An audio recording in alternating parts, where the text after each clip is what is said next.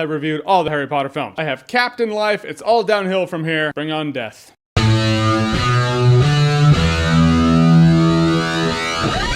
Harry Potter and the Half-Blood Prince. So Harry Potter and the Half-Blood Prince ultimately should be Harry Potter's second to last year at Hogwarts, but it ends up being his last year at Hogwarts, though it's the second to the last story. And as always, there will be spoilers in this review, so if you haven't seen Harry Potter and the Half-Blood Prince, crazy. But now you've been warned. So ultimately, the premise of this story is Dumbledore brings a new teacher to Hogwarts, Slughorn. And you find out Slughorn has a secret. He has a memory that he has altered, so Dumbledore can't actually see the real memory, but something this guy told Tom Riddle, aka Voldemort, years ago is key in defeating him. So they need to get it out of him. Then we have things like Draco Malfoy being a creep. He's up to something. What's he up to? Harry gets a new potions book formerly owned by the Half-Blood Prince, and they're all getting girlfriends and stuff. Now, once again, what I liked about this story is the mystery of it. Harry Potter's good at that. In the end, at the core of all of these, there's a mystery. There's something to solve. Now, this story is funny to me. Harry Potter and the Half-Blood Prince is my favorite Harry Potter book. Not my favorite Harry Potter movie. Just forewarning you, I'm going to be that annoying person for a second, and by a second, I mean for a few minutes in this video, where I compare the movie to the book, and I'm gonna be that guy who's like, the book did this better, they should have kept this from the book. Apologies in advance, man, I know. But this one really hits me in that direction, so I gotta speak on it. Not to say I don't like it, this movie has a lot to enjoy. In a world where tensions are up, you're really intrigued as to what does this guy know. I actually like Horace Slughorn, although he's kind of creepy with his weird little dinners he has with students. Yeah, that's a new story waiting to happen. Has a pretty intense scene by the end. The big thing goes down in this one. But in terms of the book to movie translation, this movie cut a lot of book lore out. I'm talking really important things about Voldemort's past, about Tom Riddle. The bummer is these things are what made The Half-Blood Prince my favorite book. In that I'm not mad at the movie, I'm just disappointed. It's the backstory to the villain. The movie does have a few moments of the feels. I really love where the movie takes you with Malfoy. Not like it goes full deep into Draco Malfoy's mindset or anything like that, but there are a couple moments in this movie where you really get the feeling you're like, okay, it's been so easy to hate this kid all these years. But really, he is a victim of his own circumstance. He's a victim of his life. You see him where he's kind of crying at this sink, and the big tragedy is he and Harry get into a fight because Harry confronts him. I feel like if Harry had approached him in a more understanding manner, there could have been an olive branch there, man. As it stands, it's easy for us to hate Malfoy all these years,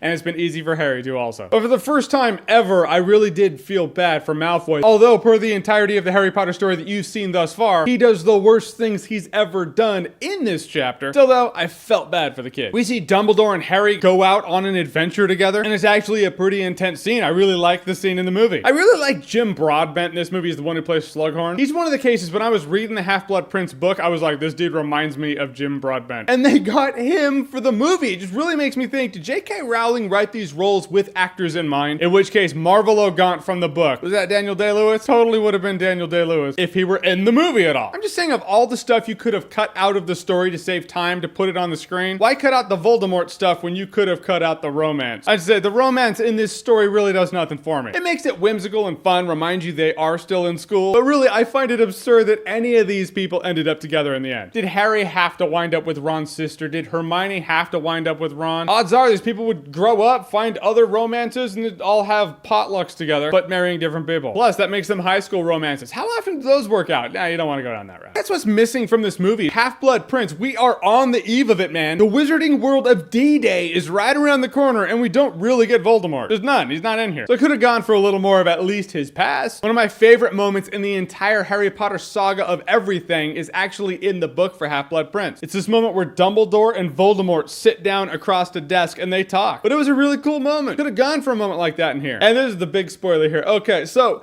in the book, I know I'm that guy. In the book, when Dumbledore dies, it is set up differently, and I do think the direction they went in the movie actually does some characters a disservice. In the book, when Dumbledore dies, when Malfoy confronts Dumbledore, then all the other Death Eaters come in and they're there too. Harry is under his invisibility cloak, and Dumbledore has him frozen with a spell. That's why Harry can't move. He can't do anything. He would if he could, but he can't. Then Snape comes in. He's still cloaked. He's still frozen. Snape kills Dumbledore, and you're left with that, oh my gosh, he's so the bad guy. Harry had to watch it happen. He couldn't do anything. This is messed up. However, in the movie, Harry is like under the floorboards. He's on the second level. Or I guess it would be the level before it. Anyhow, he's in the floor under them, but he can still see what's happening. He could do something about it, but he doesn't. I know Dumbledore told him not to, but still, I feel like that's not enough. Now when you see your mentor is in peril, then he turns around, Snape's right there, and Snape goes, He has this wand to him and he walks past him and goes up there. And then, I was always left with that feeling of like, you could have killed Harry. You could have brought him up like, hey, we have another one here. Hey, let's kill them both. If he was actually bad, but he didn't do that. So you walk away from the movie like, I'm not convinced Snape is a bad guy. Whereas in the book, you put it down, you close it, you're like,